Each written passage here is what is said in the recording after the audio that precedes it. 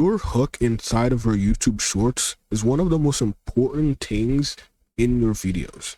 Okay, a hook in shorts is essentially like a thumbnail. It basically is supposed to grab the viewer's attention and give them an idea of what the video is about without them even watching the video full. Okay, which is what a thumbnail would do on long form, but it's in shorts. People are scrolling on the shorts tab, and you really have like 2 seconds to really get whatever you want to get across to the viewer. And what you really want to focus on when making your hook is these three things. Okay, you want to get curiosity, understanding, and attention. Okay, so first we're going to start with curiosity. The curiosity aspect of your shorts when making a hook is whatever your topic of the video is, you want to try your best to get the viewer invested in that topic. Okay, because YouTube knows your audience, especially when you just have been posting after a certain while. YouTube already finds your audience and pushes your video to that audience. So they know and are interested in the type of videos that you're watching, but you just have to make them want to watch. Okay, you have to give them a reason to watch. And it doesn't matter what niche it is, you just have to think of how can I spin this in a way that gets the viewer's attention. You want to look at it from the viewer's perspective of why would I watch this?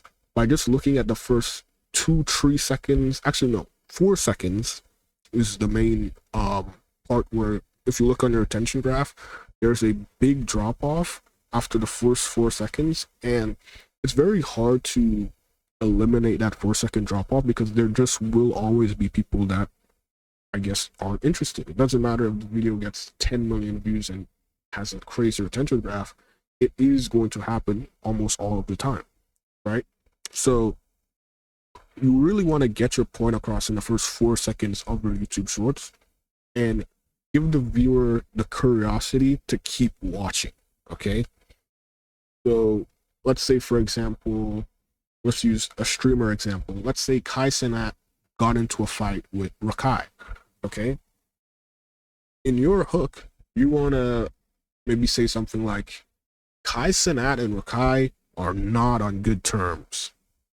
And as a viewer, okay, you have to think from the viewer's perspective. Okay, why is Kai Cenat and Rakai not on good terms? And what I should actually add on to there is Kai Cenat and Rakai aren't on good terms, and you won't believe why. Okay, so you want to open. Okay, you want to open it. What? Okay, why aren't they on good terms? And you won't believe why, so that the viewer in their head they're like, okay, well I have to keep watching. I want to see why. Right? You want to leave that curiosity. You do not want to give them the payoff. You don't want to close that opening until the end of the video. You want to draw it out as much as possible so that you get as much retention as possible on your video. And this alone is like getting the viewer to click a video if it was on long form, basically clicking on the thumbnail. And this goes hand in hand with attention. You want to get their attention. And there's a lot of ways you can do this. Attention isn't necessarily to do it. Attention can be something like a sound effect in the YouTube shorts that literally gets the viewer's attention. For example, if you probably didn't know, in most YouTube shorts, whenever they're trying to give the viewer that curiosity effect, they use arrows. And when they use the arrows, they use a pop sound effect. Okay, and it's very loud, and it's like if you're like doom scrolling, it's kind of like a very weird hypnotic thing where it kind of stops you. You're like, ooh, like what the hell was that? And it gets the viewer's attention. The arrow gets the viewer's attention. The sound effects gets the viewer attention. Or if we also go back to the curiosity part, where you show a clip or you say something crazy and you leave it on like a cliffhanger to get the viewer to keep watching, the attention could be that crazy thing. It could be a photo, could be a video that literally gets their attention and makes them stop, which gets them curiosity, which gets them curious in the video to keep watching. And the last thing is the understanding. Understanding is basically these two combined, but making it so simplistic for the viewer to just watch it and understand.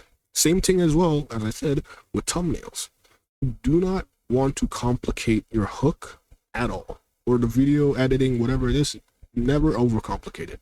You want to make it as easily explainable and understanding to the viewer just from watching it, especially if the video doesn't even have captions. If you're not going to put captions, which obviously you should, you want to be able to let the viewer watch the video. Actually, no, not with captions. You want to be able to have the viewer watch the video without sound, but with captions, and still understand what's happening in the video, right? Like just off of the editing of the video, like the clips you use, whatever it is that you're hinting at.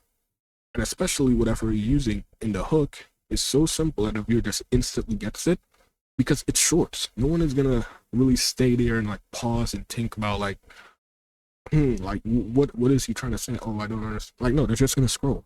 Right? If you try too hard, you over explain, over exaggerate, people are just their brains are so fried.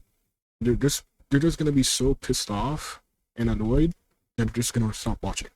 So you want to make sure that the viewer can instantly understand what it is that you're trying to get across to them, in order for them to keep watching the video throughout the entire thing to get to that payoff. The hook is the thumbnail of a YouTube short.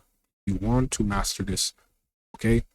And that's basically how to hook the viewer to get them to watch a video.